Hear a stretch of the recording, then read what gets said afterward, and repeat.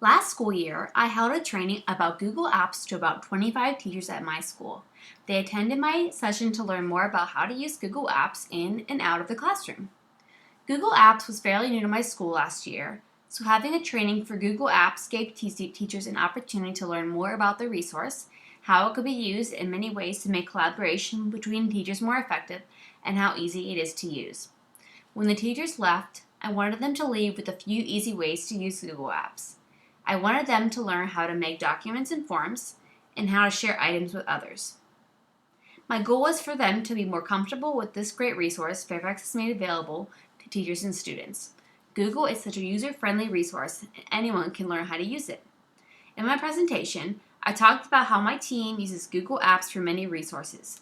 We use it for our planning calendar, and how it helps us to be able to edit the calendar at the same time, work on it together, and share it with people immediately.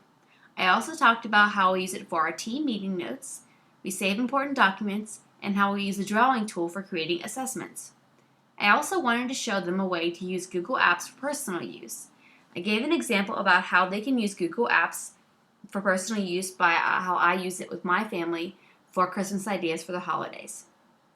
I delivered the training through a face-to-face session after school. I made sure people were engaged by making the material relevant for teachers in all grade levels. I talked about problems that many teachers face that can be solved through Google Apps. After the presentation, I had time for teachers to ask any questions they had about Google and how I could help them use Google in their own classrooms. I had some teachers email or stop by after the meeting to ask further questions and about how I was using Google Apps and how they could make it work for their needs. This represented one of the many technology-focused training sessions I have held for teachers around my school.